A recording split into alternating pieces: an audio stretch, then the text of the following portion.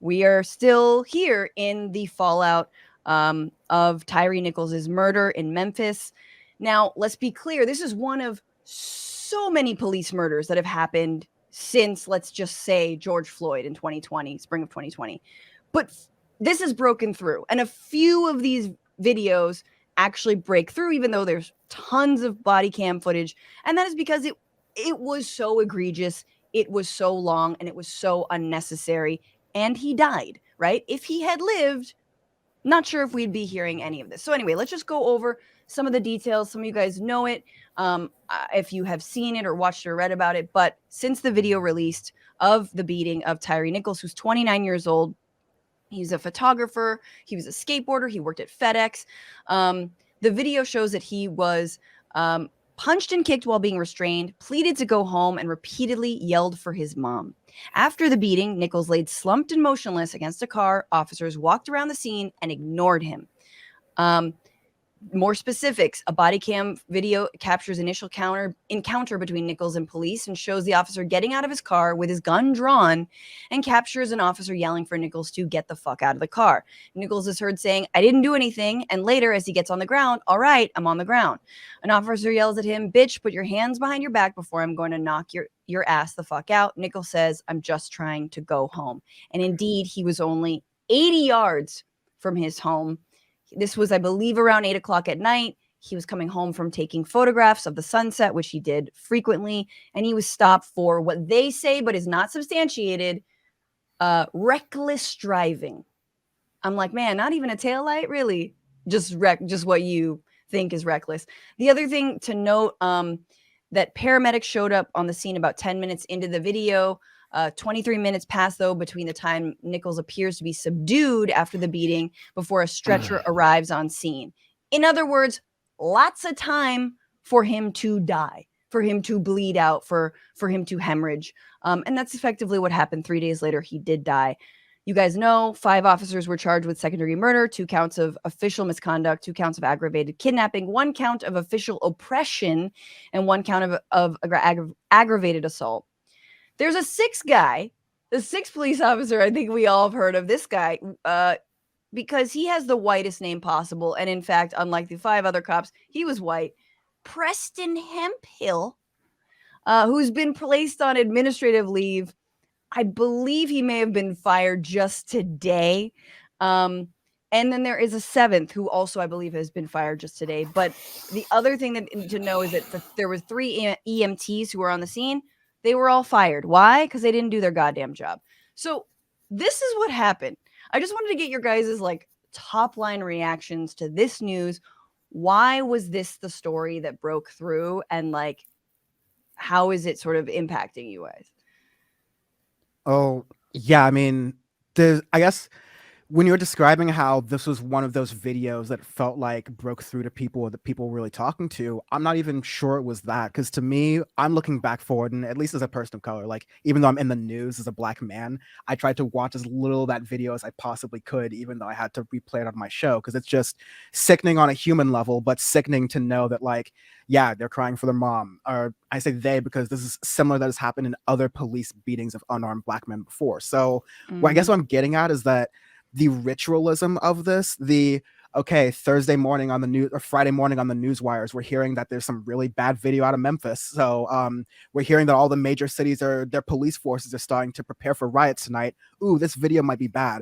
I think that was the most annoying part to me, because I was like, this is a ritual. And by the way, this ritual will be over in a week. Yeah. Yep. Yeah. This podcast is a weekly podcast. And I'm thinking, okay, in a week, what's the shelf life on these atrocities? They happen every goddamn day, and they're so short. Adam, I mean, I was thinking the same thing Dan was. The ritual of it, I think, is what makes it, similar to mass shootings or school shootings, where there's a formula. Everyone sort of seems to play their role. Like you said, they anticipated the drop of the video in a kind of crass way, because I mean, again, I know maybe that was unavoidable, but it seemed like there was this build up, and it's the same narratives and the same stories and the same kind of mealy mouth solutions. One of the major differences, though, is that, and I wrote about this today in the Substack, quoting at length Derica Purnell's piece in The Guardian, where this the Memphis Police Department had done virtually all the reforms that they were supposed to do, quote unquote reforms, right? Diverse police force. One of the guy who was fired today that had, I think, over like 1,000 hours of training in de-escalation and mental health, whatever. Jesus. They had the consent decree. They had done a variety of different of these reforms that they were supposed to change. And of course, if it was only the bad apples, all the bad apples in the Memphis Police Department must all happen to have been at the same place at the same time. All the kind of arguments we saw play out where this has shown the kind of limits of that reform. Because so even if you accept that it's kind of preferable to what came before, which I think is a perfectly reasonable argument, that it's still not sufficient. It's not enough. Yeah. And that the fundamental axioms of police in terms of what they're, especially these like basically, I don't want to say death squads, maybe that's a little hyperbolic, but these kind of it's not jump out boys like they had in NYPD, these kind of attack forces, which they always like to put in euphemism, right? Targeted, sort of high crime areas, which is another word for poor areas, by the way. That there are these, so it's supposed to be these kind of sophisticated interactions that these guys are unique, even compared to other cops, are uniquely violent, uniquely corrupt. The one in Baltimore basically ran an extortion and drug trafficking ring, extremely unaccountable, the most hardcore Blue Lives Matter types, right? Yep. That none of those dynamics changed. And of course, they got rid of the Jump Out Boys gang, the anti-gun task force, I think is what they called it in NYPD in 2020 after George Floyd. And then they immediately then Eric Adams brought it back earlier this year because mayors like it, police unions love it, real estate loves it. Gentrifying forces of gentrification love it, and so I want to break down what you're saying though, because what you're basically, so these guys, 5 of the cops were part of the Scorpion unit, right? And I think calling them Jump Out Boys, a Jump Out Squad, is a perfect example, and that's exactly what they did. They just aggressed on. That was their nickname in New York, right? For years. I mean, it's right. It's just like, yeah, I'm gonna attack first and ask questions later, and that is supposedly fighting crime. And there have been, I think it was this unit, because there's many different units in different cities, and they all have ridiculous names. Then you've got the sheriff's department here in Los Angeles that are like, they're actual gangs within them, and they relish in their own violence and their own brutality, and they think that is going to stop crime. And there was, I believe it was a Scorpion unit where it was like, they looked, and as in weeks after being formed, the arrests were through the roof, right? We're talking about hundreds and hundreds of arrests, like 500 arrests, many different felony charges, seizures of all different things. And the public generally sees that and is like, oh, amazing. That just means that there were criminals on the streets, and thank God they got them.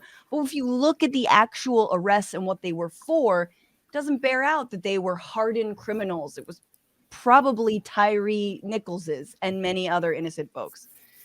So anyway, but I did want to let's just reference what you said in terms of, well, let's talk about let's talk about that response, right? And like what we can look toward and what some of those reforms and why reforms aren't enough. Adam wrote about this in his Substack, like he said, and he references Dereka Purnell in The Guardian this morning, who writes that, I noticed that all of the reforms that liberals suggest will save Black lives were present in Tyre's death. Diversity was not an issue. The 5 cops who killed him are all Black. The body camera strapped to their chest did not deter their fists from delivering blow after blow. Memphis has about 2,000 cops, and if this were, quote, a few bad apples in the department issue, then maybe they all happen to be working on the same shift. Cops did not shoot Tyre. They opted for a less deadlier force. They beat him for 3 minutes, shocked him, and pepper sprayed him. And just to note that one of those special units in New York, they were responsible for killing Amadou Diallo back in the 90s, right? Or killing him, 41 shots, they killed him. But here you have a special unit killing without guns, but, with their fists and batons and whatnot. And then she writes, in fact, Memphis Police Department boasts that they have met all of the features of the Campaign Zero's 8 Can't Wait campaign, which includes requirements for officers to intervene when other officers are using excessive force and a requirement to de-escalate encounters with civilians. The department has been under a consent decree for decades. MPD hired its first Black woman police chief in 2021 and holds Black history knowledge bowls and basketball programs to build trust and relationships with local teenagers. Why didn't this work? Dan, thoughts?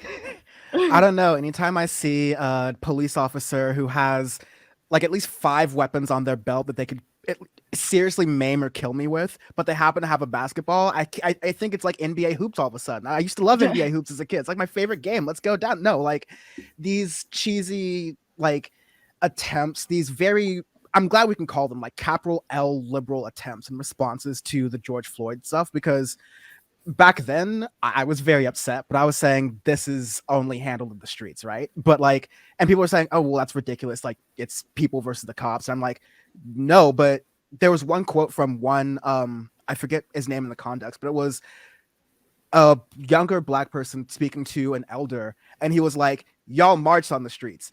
Rodney King already happened. We're 30 years, 20 years out of this. What did that get you? What has that done?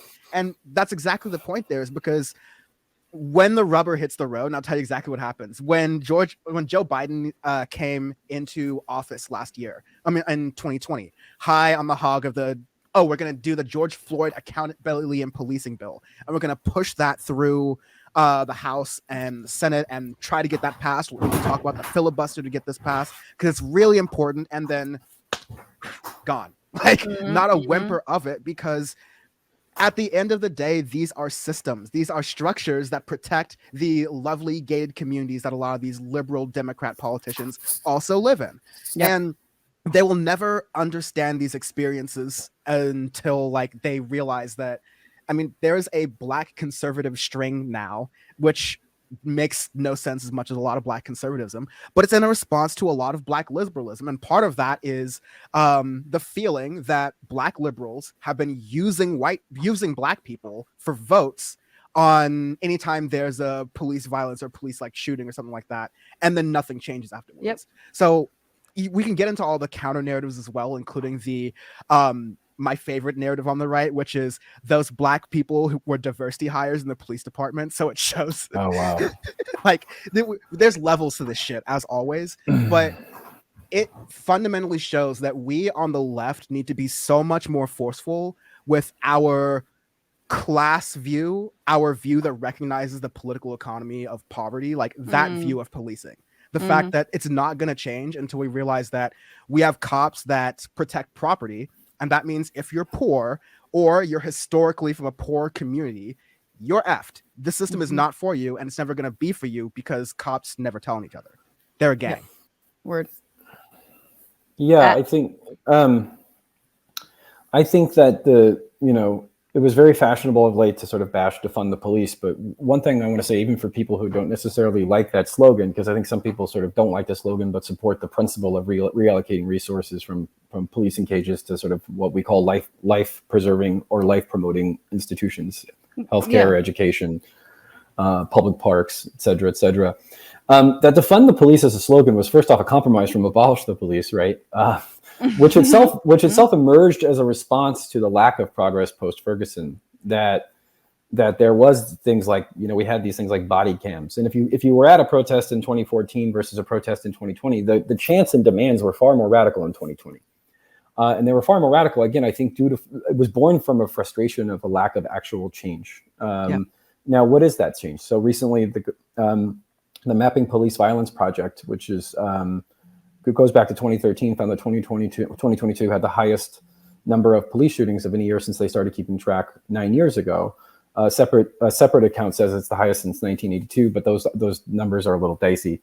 You have incarceration rates tick down a little bit in certain states, but went up in other states and are largely not changed much, except for to the extent to which prison populations have gone down. County jail populations have now surged back up with the anti-George Floyd backlash and the kind of lock 'em up approach. So you really have a lack of progress here. And again, these high-profile police killings are really catalysts. They're the tip of the iceberg of a broader system of a lack of investment in poor communities, systemic racism, over-policing, over-sentencing, blah, blah, blah, you name it, right? People routinely get 10, 15-year sentences in this country for things you get 6 months for in other countries.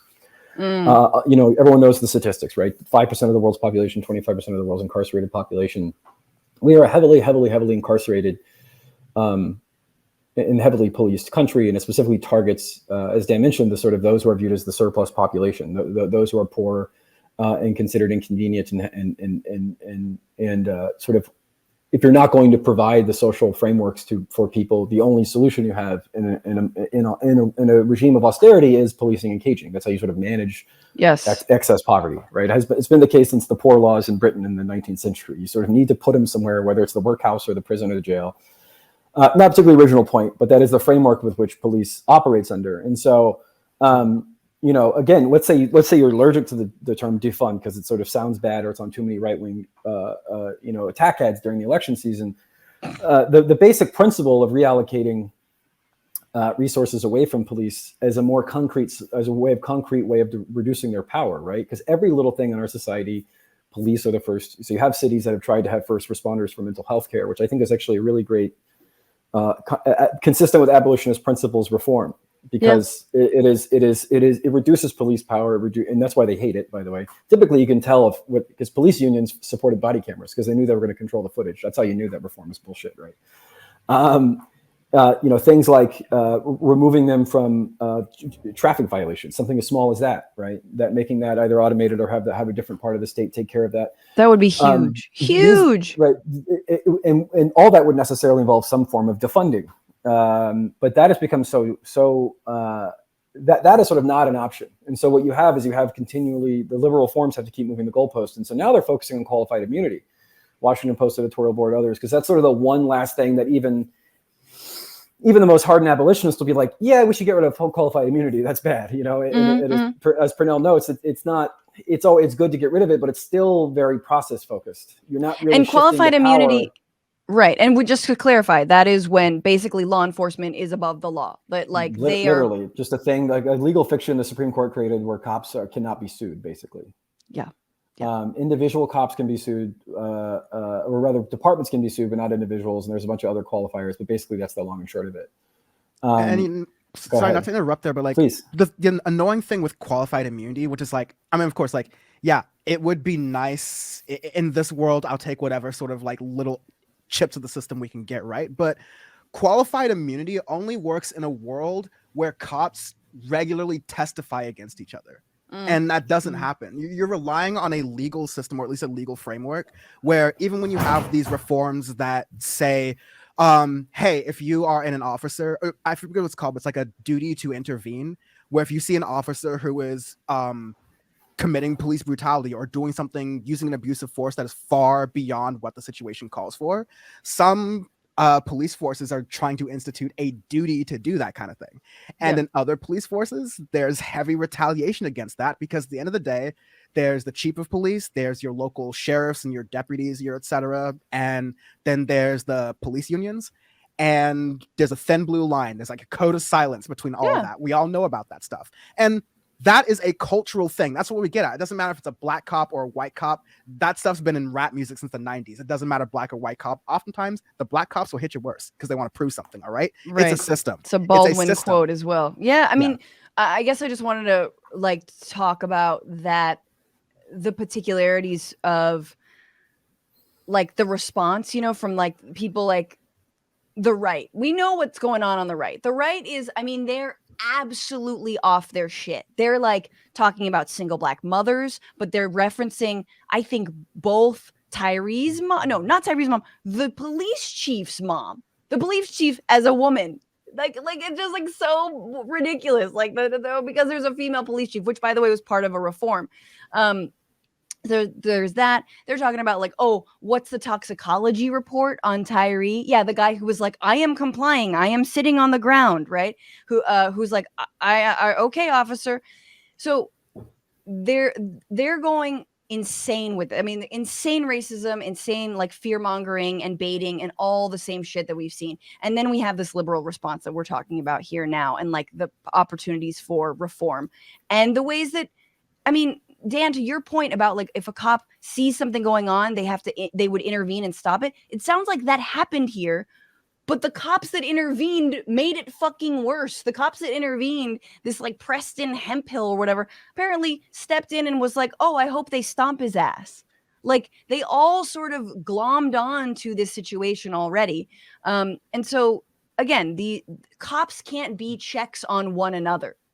Like, if you could have someone from the National Lawyers Guild just in their little green hats go out there every time, that'd be tight. I want to ride along with the National Lawyers Guild and be like, hi there. I think your civil rights are being violated. Shout out to them. But other than that, cops cannot be the ones to check themselves. I wanted actually, Adam, you wrote about the Washington Post, and they talk about it being a cultural issue. And I think, Dan, you said that, but not in the way you mean, like a systemic issue. And I understand that. The Washington Post is like, no, it's like it's the culture. Well, yeah, it's culture downstream from material power versus the Washington Post, which wants to send in more wants to do more training, right? People love to talk about more training. It's the most frustrating part of this conversation, because people who talk about how police need more training, it's fundamentally a sort of credentialist technocratic solution, because people assume, right, the fundamental premise of all credential humpers, like Noah Smith and Matt Iglesias and all them who sort of obsess over this idea of credentialism. Credential humpers is great. That's the name of the show. Sorry. Is that the problem with bad people is not that they have bad ideologies or that they are in a system of badness, but that they simply are uneducated. And if only they had more information, that they would somehow make the right decision. But what they fail to understand, and I tweeted about this as well, not to self-plagiarize, but like if you actually read the materials of police training, they're trained to kill people. And every single time there's a high-profile shooting, what's the first thing the police union says? We followed protocol. This was our training. And you know what? 9 times out of 10, they're right. That is the protocol. If they view, again, Ferguson, Mike Brown, that was protocol. They followed that to the T.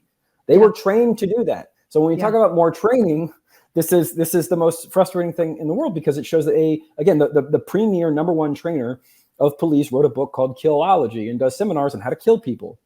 They are. This no, it's a book. I forget his name, but I'll send you the link. Taxpayers paid little and they're because if if you point a gun at someone, you have to be willing to use it. These are people who are trained to kill. Yes. Again, let's be generous here. Not for the lulz, not because they're Ray Fiennes from Schindler's List. They're not sadists per se, but they are in the. It's like being in the military. You're in the killing business. You're in the killing business, and business is good, right? You have to have that. These are people that get Punisher tattoos, not Jane Addams tattoos, for a reason, right? These are not social workers. These are people who are there to fucking crack a skull if they need to crack a skull. And everyone knows that that's part of the job, especially when you're in these more, for want of a better term, forward-facing positions, right? You're in these jump-out squads. You have a military-like mentality, because that's what society pays them to do. It's not a moral failing on the part of individual cops. It's not because they're uneducated. It's not because they're elitist or these kind of other sort of classist assumptions that the cops are bad because they simply didn't go to Harvard. But it's also part and parcel, Adam, of like those who make laws have no fucking interaction with cops in the day to day, and you're talking about wealthy people, generally white people, who their interactions are like, well, the police aren't violent unless you're violent toward them. Let me cite an example, which is what the Washington Post just did. So DC just passed a law that said that they're gonna make all bus fare legal.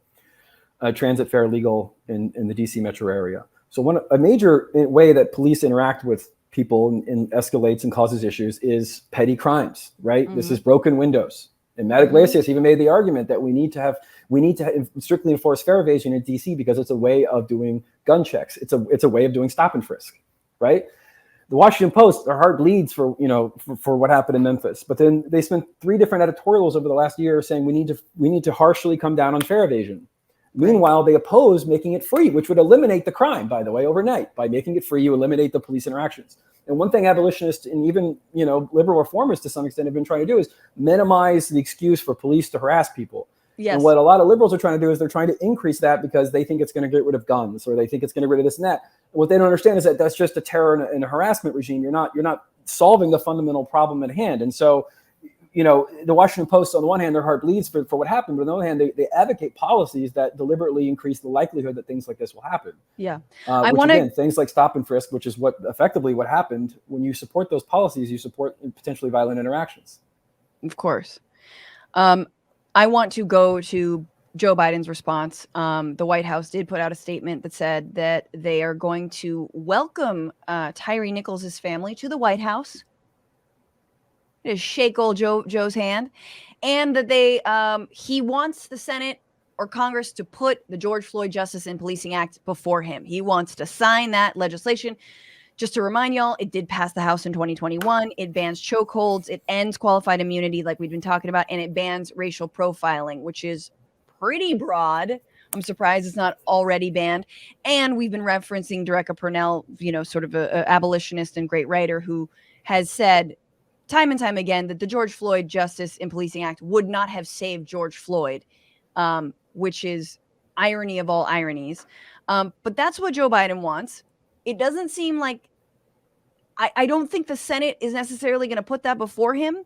A lot of folks are arguing for the Breathe Act, which is far more comprehensive. It actually does what the defund movement is asking, which is moving money, reallocation, as Adam puts it. Of course, reallocating resources to invest in communities, alleviate police violence by building sustainable neighborhoods, reducing contact with law enforcement, like Adam, you're saying, gainful employment, housing, universal basic income, all of this other shit. So we have these two pieces of legislation. One, Breathe Act, introduced by Ayanna Pressley and Rashida Tlaib. So, of course, probably not going to go anywhere.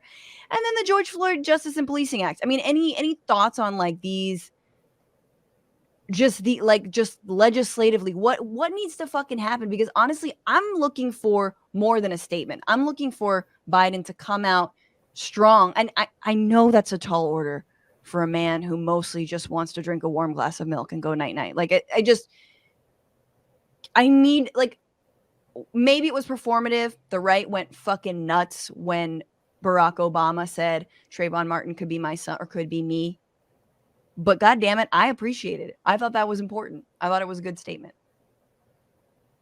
Yeah, I mean, everything from the inviting yet another parents of yet another slain Black family to the White House to then do absolutely fuck nothing for them or their family.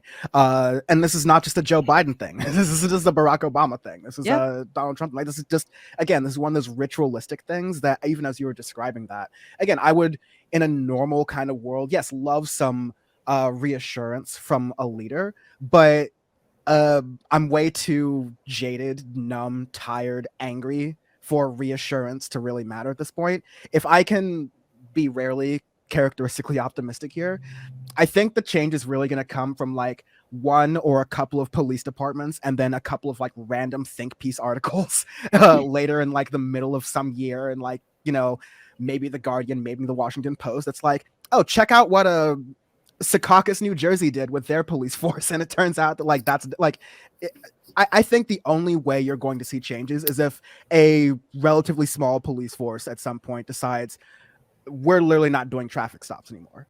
What's going on, Frantifa? If you haven't already, subscribe to this channel right now. Hit that button. And also, you can become a patron and support the show every single week. Get access to bonus episodes and exclusive merchandise. Patreon.com/bitchuation room. Do